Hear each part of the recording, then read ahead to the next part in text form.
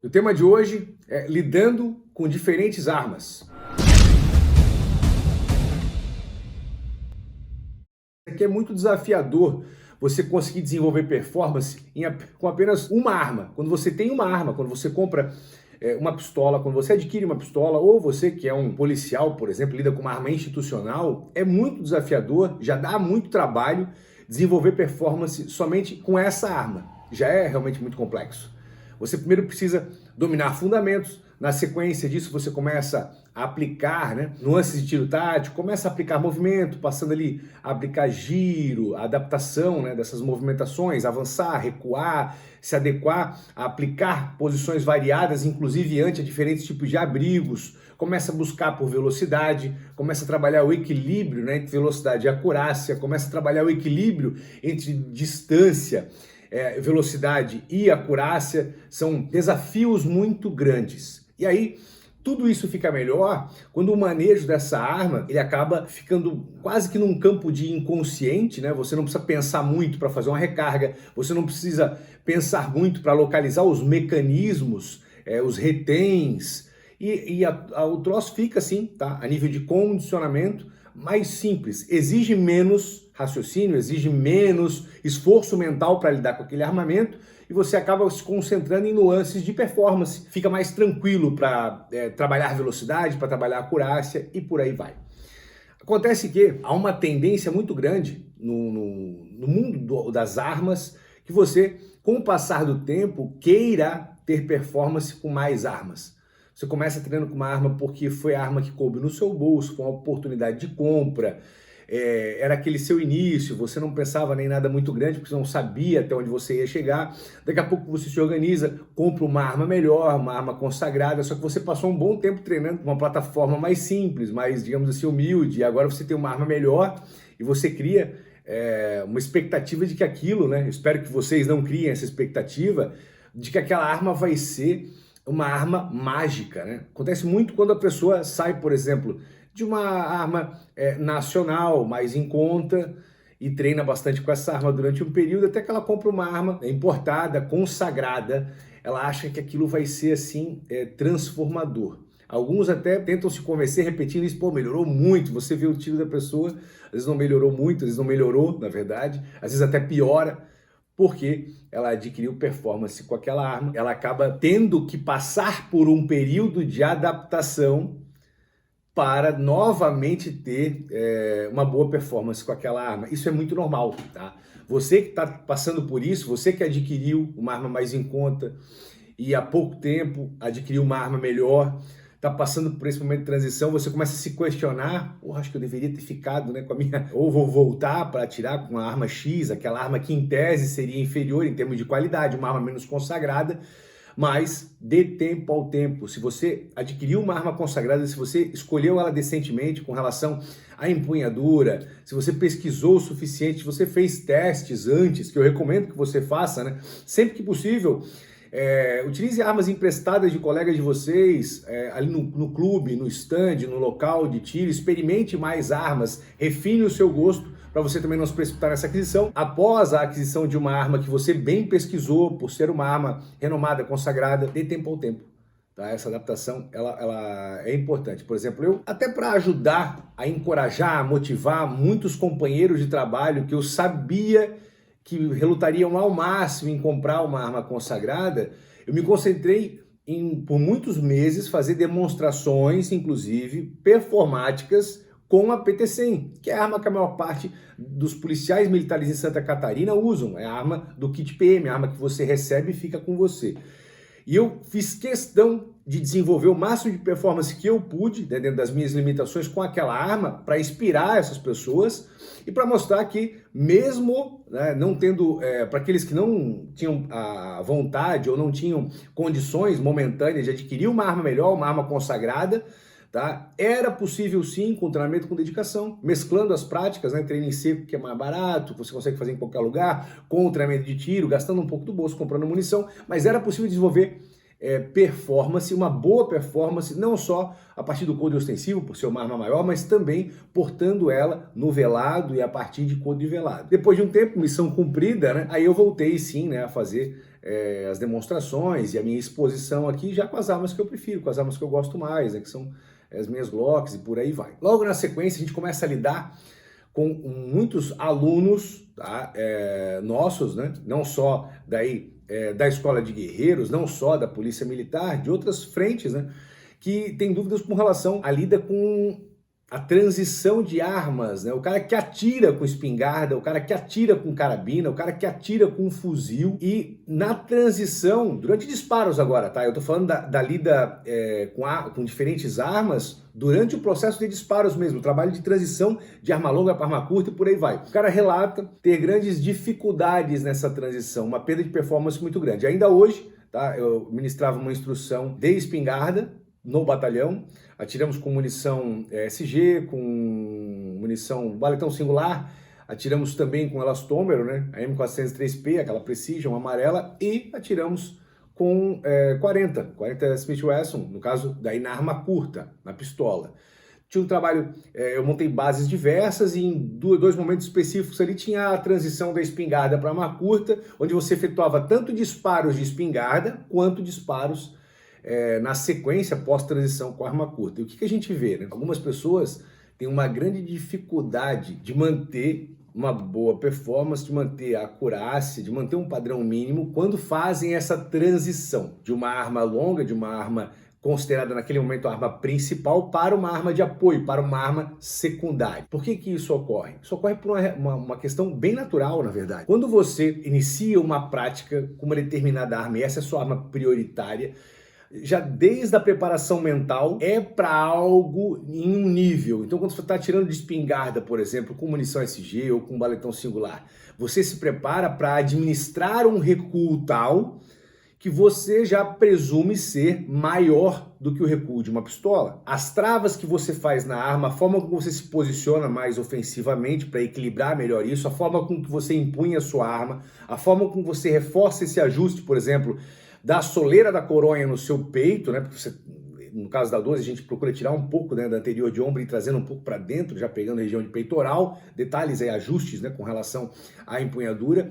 A forma com que você se comporta ao acionar o gatilho, trabalhar a ação de bomba, recuperar aquele posicionamento, exige de você um pouco mais de vigor físico, exige de você uma concentração um pouco maior para lidar com aquilo, apesar de aquele cano maior, para distâncias até maiores, colocando a massa de mira lá, uma visada de base, como a gente gosta, você tende a ser mais acurado. Ou seja, você tem ali dois desafios básicos. Você está lidando com uma arma que carece de uma boa administração de recuo, no caso da espingarda com esse tipo de munição, porém, ela tende, né, a ser uma arma consideravelmente precisa para essas distâncias ali curtas intermediárias, né? 10, 12, 15 metros. Né? Você colocando a massa no alvo, você tende a acertar. Quando você faz essa transição dessa espingarda para uma pistola, as coisas se invertem. Ela é uma arma que produz menos recuo, porém ela não tem o apoio de soleira de coronha. É uma arma que, para essas distâncias, você precisa se concentrar ainda mais, né, na questão do refinamento de fundamentos. Porém, se estivéssemos na curtíssima distância, você talvez nem precisasse fazer nenhum tipo de enquadramento. O ponto natural de mira resolveria todo o problema. O que eu quero dizer, tá, é que é normal você ter uma alternância, uma oscilação de performance quando faz a transição de uma arma longa para uma arma curta, porque você tem desafios diversos ao lidar com uma e outra arma. Isso é natural. Tanto que se você atirar de espingarda e fazer transição para pistola, você vai ter um nível de desafio. Se você atira de carabina, 40 Smith Wesson, a CTT-40, por exemplo, ou que você atire com uma submetralhadora, por exemplo, tá, uma HK-MP5, e faz a transição para uma pistola, você tem outro nível de desafio. É diferente? Porque a espingarda tem muito recuo a ser administrado, a submetralhadora ou uma CTT tem pouquíssimo recuo a ser administrado, já a pistola vai ter é diferente, estabilizar ela é diferente, então ela vai ter bem menos recuo para ser administrado do que uma espingarda, porém ela não tem apoio de soleira de coronha, ela necessita de uma perfeita estabilização e sinergia entre as duas mãos. São desafios diferentes. Quando você atira, por exemplo, num fuzil na plataforma R no calibre 5,56 por 45 e faz a transição para uma pistola, são desafios diferentes.